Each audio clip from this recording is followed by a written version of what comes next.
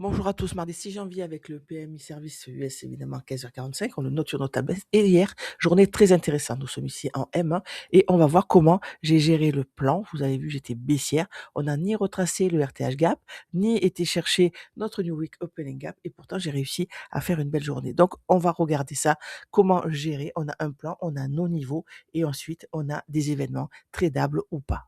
Tout d'abord et pour rappel, on avait donc ce gap d'ouverture avec j'aurais voulu qu'on le retrace, le RTH gap et le New Week Open Gap. Je ne vais pas plus loin, je vous renvoie dans le plan d'hier. Et si le prix avait clôturé en dessous, ça nous renvoyait sur des niveaux que je ne vais pas aborder maintenant puisque ce n'est pas la peine. Et au-dessus de nous, nous avions ce niveau, le plus haut de la semaine dernière cumulé avec le plus haut de vendredi et ici notre plus haut historique. Vous vous rappelez aussi qu'on avait, évoqué les standards déviation, les projections. Quand on casse un niveau comme ça à la hausse, ensuite on projette comme ça selon les niveaux de Fibonacci ou alors tous les 1,05 comme, le préconise ICT. Personnellement, j'ai l'habitude depuis longtemps de servir des Fibos avant de connaître ICT, hein, puisque, ça fait très longtemps que je trade. Donc j'ai gardé ça, il y a des correspondances, j'ai gardé ces niveaux-là. Donc les, 1,272, 1,618, 2,272 et cetera. On peut voir que, ça a assez bien fonctionné, mais maintenant on va passer en plus petite unité de temps et voir ce qui s'est passé hier pour me dire: «Voilà, je veux retracer ces niveaux avant d'envisager une hausse» et pourtant on ne l'a pas fait. Ici, notre opening range, on l'a vu hier, c'est le moment où je fais mon plan du jour et on a ce retracement ici qui va créer ces bas relativement égaux. Donc là, déjà, j'étais contente, je me suis dit, ça va partir dans mon sens. À l'open, on a une prise de liquidité sous la forme de cet ancien haut ici, mais on casse. Regardez qu'on a des bougies qui clôturent au-dessus. C'est à ce moment-là qu'on peut placer, vous vous rappelez, les standards déviation, les projections qu'on a évoquées hier pendant le plan du jour. Et le prix, donc cette prise de liquidité, on casse à la baisse, on va chercher mon niveau. Par contre, on n'arrive pas à passer sous le 8h30. Vous vous rappelez, le 8h30 se substitue pardon, à l'open de minuit et le prix peut s'appuyer dessus. Mais on ne passe pas en dessous. Si on zoome à ce moment-là, on voit qu'on travaille, l'opening range low sans réussir à passer en dessous. J'aurais voulu que le prix, quand il remonte ici, puisqu'évidemment je n'achète pas les lots, j'attends qu'on remonte en premium et ici on a, en M1 la première imbalance de ma kill zone de Londres qui est en plus un suspension block. Donc là, il doit tenir absolument. J'attends qu'on aille le travailler, mais regardez, impulsion haussière, on clôture en haut, on va se reconnecter à notre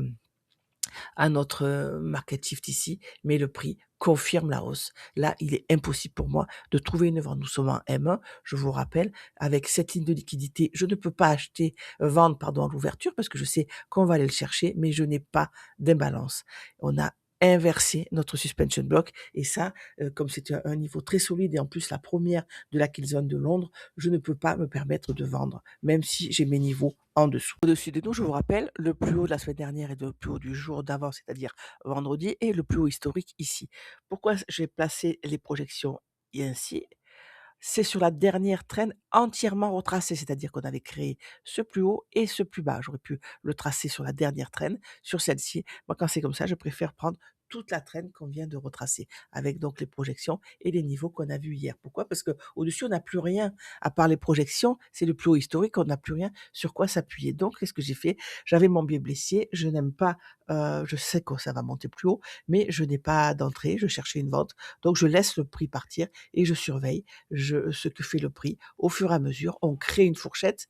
On ne va pas prendre le bas de la fourchette et on crée ici une ligne de liquidité. Donc ça me conforte dans le fait que j'attends mon tour. J'attends une vente pour aller chercher ce niveau, pour aller chercher les open, pour aller chercher ce market shift. Alors baissière ici qui est inversée, les POI aussi fonctionnent. On vient le chercher, on inverse encore ce POI baissier. Ce n'est pas le moment pour moi de rentrer et on casse encore une fois la hausse ici. On crée cette ligne de liquidité. Donc ça m'intéresse. Le niveau qui casse, c'est cette imbalance. Donc déjà, je veux à ce moment-là, dans ma tête pour shorter, je veux qu'on l'inverse. Donc j'ai cette imbalance qui est notée. Là, je n'en rajoute pas, mais j'attends. Hein, on est toujours haussier. On crée des plus hauts, plus hauts. Et là, regardez, dernier swing high, c'est-à-dire on a un plus haut avec à sa gauche et à sa droite un plus haut, plus bas. Donc ça, c'est notable. J'ai fait la même chose quand on est monté avec mon petit trait là, hein. Chaque fois, je marque les niveaux qui sont cassés. Ça me laisse quoi? Ça me laisse cette toute petite imbalance, donc c'est celle-là maintenant qui m'intéresse et ce lot ici.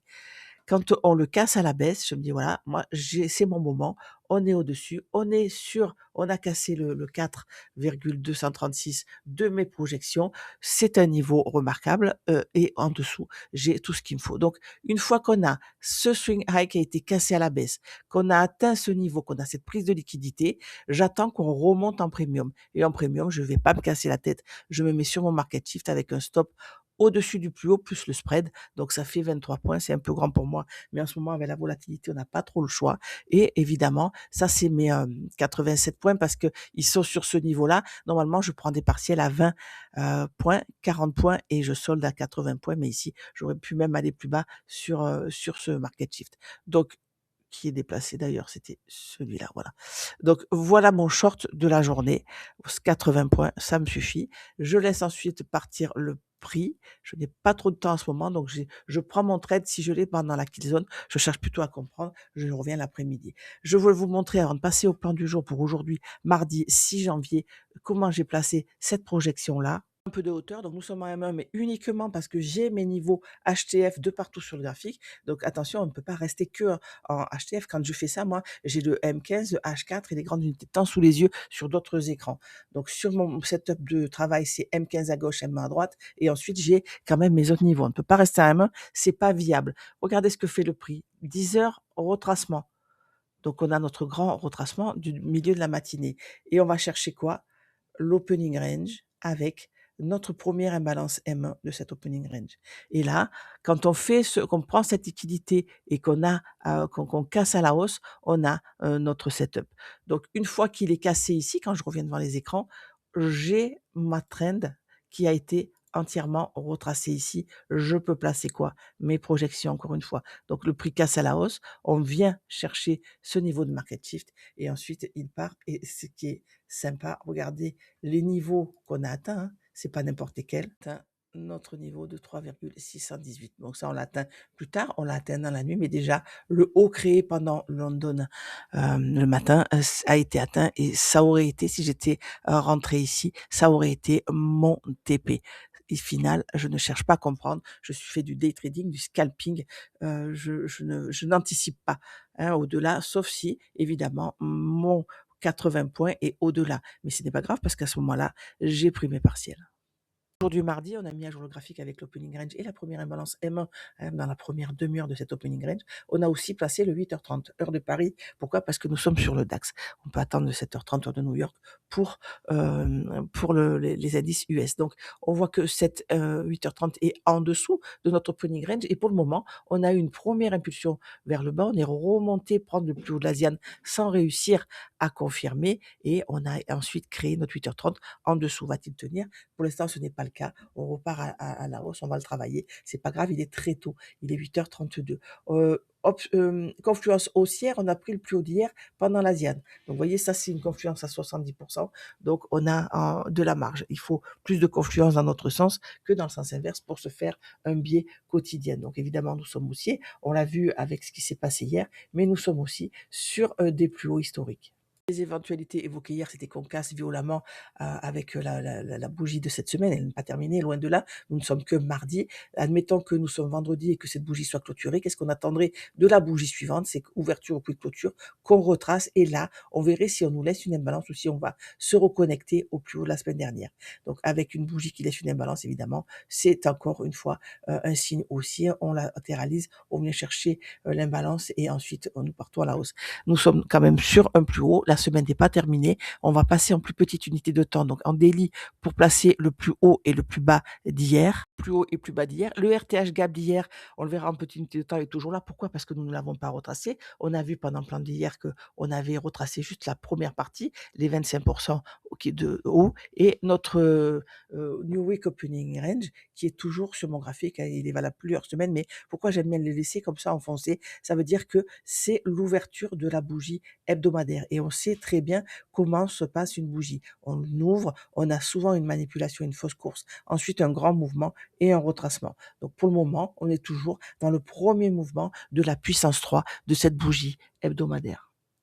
Ceci étant dit, H4, M15, M1, ce sont mes unités pour calculer mon entrée, pour trouver mes POI une fois que me suis fait mon idée en grande unité de temps. Donc, on a les projections ici. Pour faire simple, je les ai fait en 0,5. Ça, c'est la méthode pure, c'est ICT. Moi, je préfère les Fibos d'origine, mais néanmoins, on va simplifier. C'est pas difficile. Vous placez les niveaux, tous les 0,5 et ça vous donne des projections. Donc voilà, on est sur le numéro 1. C'est-à-dire que cette trend qu'on a retracée est entièrement reportée à la hausse et on est là-dessus. Impulsion haussière, on va regarder si on a une imbalance ici. Petit zoom nous montre que non, on a cassé à la hausse, on est revenu se reconnecter au market shift. Par contre ici, nous avons un volume imbalance. Donc le plus haut d'hier a été cassé à la hausse. La question est-ce que la bougie, est-ce que cette bougie H4 pardon, va nous laisser une imbalance? Pour le moment, on a pris le plus haut, on a pris le numéro 1 du standard deviation et on retrace à la baisse. Qu'est-ce qu'on a en dessous de nous? On a ce market shift, donc le plus haut d'hier avec les 25 023 et surtout, moi ce qui m'intéresse, c'est ce volume imbalance, les 25 005.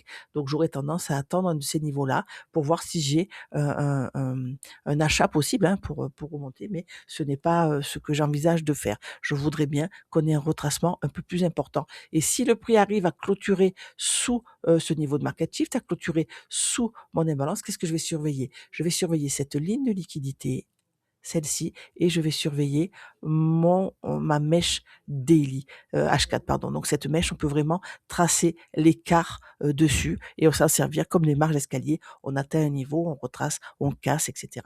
Donc et chaque niveau chaque imbalance qui est sur un de ces quarts de cette mèche sera une imbalance à haute probabilité. Donc on n'en est pas là, c'est du H4. Il reste encore du temps à cette bougie. Ce que je vais surveiller moi, c'est si elle me laisse une imbalance et si on va chercher mon niveau de volume imbalance ici. Au retour à M15 avec le volume imbalance qui nous intéresse ici, le niveau de market shift qui est ici, on l'a vu, et évidemment ce bas qui est de la liquidité. Et ce que j'envisage moi, c'est cette ligne de liquidité, celle qui m'intéresse. Le marché en dessous est équilibré, donc attention, si on casse en dessous, on peut aller chercher les niveaux. Je ne reviens pas dessus, ils sont sur le graphique. Ce que je vais voir moi, c'est comment se passe cette latéralisation. Ce que j'aimerais bien, je vous le dis, on a pris cette liquidité-là, on casse à la baisse. Moi, ce que j'attends, c'est la prise de liquidité de 9 heures. Vous savez, comme hier, à 9 heures, qu'a fait le prix? On est venu chercher ce niveau-là et on a cassé à la hausse. On n'a pas eu la prise de liquidité et on n'a pas cassé à la baisse, malgré ces niveaux-là qui m'attendaient. On aurait très bien pu le faire. Prise de liquidité, on casse à la baisse, on va chercher ce niveau et on remonte réagir dans une imbalance avec, encore une fois, une séquence, un événement tradable en plus petite unité de temps. On ne l'a pas fait, mais regardez ce qu'a fait le prix après mon short. On est venu se reconnecter à ce market shift. On est venu chercher ce niveau-là, l'Asian High. Donc, il n'y a pas de hasard et il n'y a pas de hasard dans les horaires non plus où ça se passe. C'est pour ça que si on n'a pas de vente ou d'achat, de trade possible avec la prise de liquidité de 9 heures, on sait que à 10 heures, on a un reversal ou un fort retracement. Donc, les horaires de Francfort et que nous dit notre RTH Gap? Voilà, clôture de vendredi, ouverture d'aujourd'hui, heure régulière de Francfort. Plus de précision, donc on s'est mis en M1 avec la clôture de vendredi et l'ouverture de ce matin à 8 heures pour nous, 2 heures heure de New York. Et voici ce RTH Gap qui est petit, qui fait 56 points. Vous pouvez vérifier, hein, on se met sur les extrêmes de ce gap et on voit qu'il fait exactement 57 points. Donc, quand on est en dessous de 75, ça veut dire une matinée qui risque d'être compliquée avec beaucoup de prise de liquidité. C'est un niveau à haute résistance. Si on se remet en horaire de trading étendu, on voit que l'Asian apparaît, notre clôture ici, notre ouverture, et on a notre RTH gap visible. Le prix donc a pris le plus haut, on est passé au-dessus de notre opening range, et là on retrace, on est déjà en dessous le point médian. Donc évidemment, comme il est tout petit, je m'attends à ce qu'on le travaille, et ça tombe bien, regardez, le bas du RTH gap est aussi mon volume imbalance, donc j'aurais tendance à ne pas acheter tant qu'on n'a pas pris ce niveau. Au contraire, évidemment, on a ce setup de vente et on a nos niveaux en dessous. Aucune raison d'acheter pour le moment.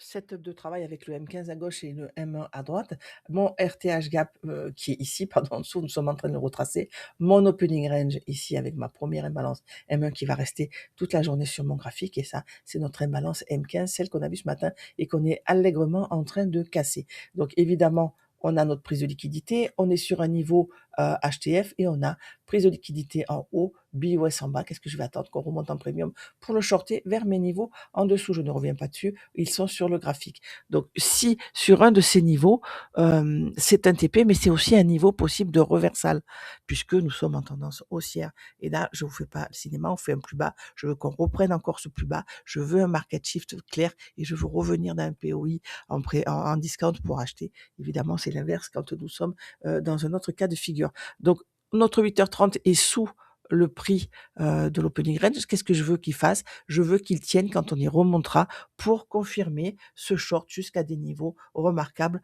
en dessous de nous. Vous l'avez compris. Qu'est-ce que je fais? Encore une fois, j'attends. C'est ce que je fais le plus dans ce travail. Donc, on a première macro qui m'intéresse, deuxième, la troisième sera celle de l'open. Elle va commencer dans 5 minutes. Et entre la première macro et celle de l'open, on va créer un high and low. Et c'est dans cette trend-là que je vais chercher un trade pour la première partie de la matinée, c'est-à-dire jusqu'à 10h. Pourquoi? Parce qu'à 10h, on a très souvent un retracement assez important, voire un reversal. Ces points du jour, font un récap de tous les concepts et de, savoir comment s'en servir. C'est pas besoin vous n'avez pas besoin de vous servir de tous, encore une fois. Personnellement, vous l'avez vu, hein, j'en ai très peu. La liquidité évidemment, je me sers beaucoup des projections, mais ça c'est parce que je travaille à l'ancienne. Mais je vois qu'ICT les remet. Je suis assez moins fan des SMT divergence parce que sur le, Nasdaq et le CAC est assez lent, c'est moins sympa. On peut s'en servir plus facilement évidemment sur le Nasdaq, mais mes exemples se portant sur le DAX, on en parlera beaucoup, beaucoup moins. J'ai aussi évidemment le premium discount, enfin, tout ce que je vous ai appris, tout ce qui est disponible gratuitement sur Patreon. Donc, je vais attendre évidemment la prise de liquidité de 9h pour prendre une décision. Je vais vous poster cette vidéo et encore une fois, je suis disponible sur le Discord, c'est gratuit pour vous répondre.